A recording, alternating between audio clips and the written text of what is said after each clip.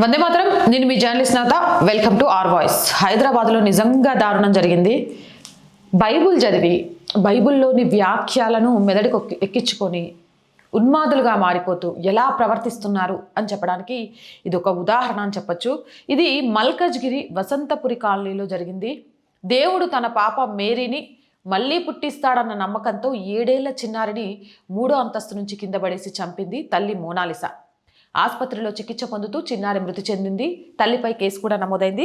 దీనికి సంబంధించి వార్తాపత్రికలో కూడా వార్త వచ్చింది. నేను మీకు దాన్ని కూడా చూపిస్తాను. కన్న తల్లే కర్కశరాలై. ఇక కుటుంబ కలహాలు క్షణికావేశం చిన్నారి ప్రాణం తీసింది. కంటికి రెప్పలా కాపాడాల్సిన కన్న తల్లే హంతకురాలైంది. తన 7 ఏళ్ల బిడ్డను అపార్ట్మెంట్ 3వ అంతస్తు పైనుంచి కిందికి విసిరేసిన దుర్మార్గానికి పాల్పడింది. ఈ విషాదకరణ ఘటన మల్కజ్గిరి పోలీస్ స్టేషన్లోని వసంతపురి కాలనీలో జరిగింది. గురుకృప అపార్ట్మెంట్స్లో 3వ అంతస్తులో డేవిడ్ మోనాలిసా అనే దంపతులున్నారు. వీరికి 10 ఏళ్ల కుమారుడు, 7 ఏళ్ల వయసు కుమార్తె షరోనా మేరీ ఉన్నారు. షరోనా మేరీ స్థానిక పాఠశాలలో 1వ తరగతి చదువుతోంది. ఇక చిన్నారి మృతికి సంబంధించి భిన్న వాదనలు వినిపిస్తున్నాయి. చిన్నారి మృతికి భార్యాభర్తల మధ్య కలహాల లేక దేవుడిపై నమ్మకం విషయంలో తలెత్తిన విభేదాల అని స్థానికంగా కూడా వినిపిస్తున్నాయి. ఇది వార్తాపత్రికలో కూడా వచ్చిన కథ.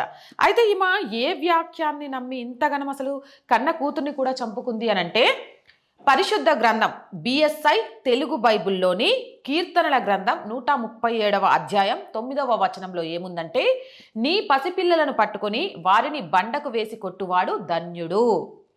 నీ పసిపిల్లలను పట్టుకొని వారిని బండకేసి కొట్టువాడు ధన్యుడు. ఇది బాగా నమ్మిందేమో. మత ప్రచారకురాలుగా ఉండి ఉండి ఉండి మతోన్మాదిగా మారిపోయి కూతుర్ని 3వ అంతస్తు మీద నుంచి దోసేసింది.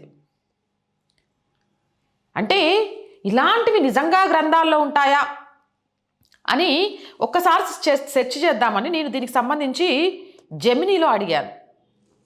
ఇక్కడ నేను ఆ వాక్యం ఇచ్చి పరిశుద్ధ గ్రంథము బిఎస్ఐ తెలుగు బైబుల్లోని కీర్తనల గ్రంథము 137వ అధ్యాయము 9వ వచనం ఇలా ఉంటుందని మా వాళ్ళు ఒకసారి దీన్ని స్క్రీన్ మీద ప్లే చేస్తారు. ఒకసారి చూడండి. సో చూసారు కదా, జెమినీలో దీనికి సంబంధించి అడిగితే అవును, మీరు పంపిన చిత్రంలో ఉన్న వచనం పరిశుద్ధ బైబుల్ గ్రంథంలోని కీర్తనల గ్రంథం 137వ అధ్యాయం 9వ వచనం. వివిధ తెలుగు బైబుల్ అనువాదాల్లో ఈ వచనం ఇలా ఉంది. బైబుల్ ఆధారాలు, స్క్రిప్చర్ ప్రూఫ్స్, పరిశుద్ధ గ్రంథం బిఎస్ఐ ఓవి. నీ పసిపిల్లల్ని పట్టుకొని వారిని బండకేసి కొట్టువాడు ధన్యుడు. కీర్తనలు 137:1 తెలుగు సమకాలీన అనువాదం లివింగ్ బైబిల్ ఈఆర్వీలో.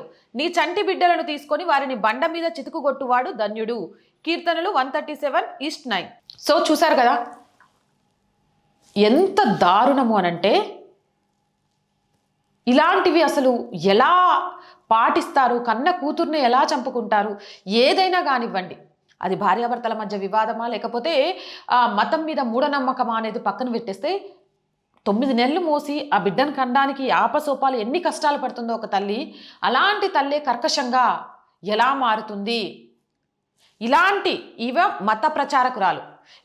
మత ప్రచారకురాలు ఉన్న మతానికి సంబంధించి శాంతి మతమని, ఆ మతాన్ని నమ్ముకుంటే ఇలా శాంతిగా బ్రతికేస్తారు, కోపాలు తాగుళ్ళు అన్నీ బంద్ అవుతాయని హిందువులను మతం మారుస్తుంటే మారిపోతున్నారు చూడు హిందువులు. అది మన కర్మ. దీని మీద నాకు ఎంతకంటే ఎక్కువ ఏం స్పందించాలో అర్థం కావట్లేదు. మీరేమనుకుంటున్నారు అనేది వెయిట్ చేస్తున్నా. కామెంట్ సెక్షన్లో కామెంట్ పెట్టేయండి. మోర్ వీడియోస్ కోసం ఛానల్ వెంటనే సబ్స్క్రైబ్ చేయండి. అండ్ వీడియో చూస్తున్న ప్రతి ఒక్కరికి రోజు చెప్తుంది అంటే ఆర్ వాయిస్ పొలిటికల్ రెండు మన ఛానల్సే. So please subscribe our channels. Content బాగుంది అనిపిస్తే లైక్ చేయండి, షేర్ చేయండి. అలాగే ఆర్థికంగా ఆర్ వాయిస్కి సపోర్ట్గా నిలవండి. ఆర్థికంగా సపోర్ట్ చేయాలంటే సబ్స్క్రిప్షన్ పక్కనే జాయిన్ అనే బటన్ ఉంది. 1 to 5 లెవెల్స్ ఉన్నాయి. ఏదో ఒక లెవెల్లో సపోర్ట్ చేయండి. లేదా స్క్రీన్ మీద గూగుల్ పే, ఫోన్పే ఉంది. లేదా అకౌంట్ డీటెయిల్స్ కూడా ఇచ్చాము. మీకు తోచిన సహాయాన్ని అందించవచ్చు. వ్యాపార ప్రకటనల కోసం 8328500576 నెంబర్ని సంప్రదించండి. జై హింద్, జై భారత్.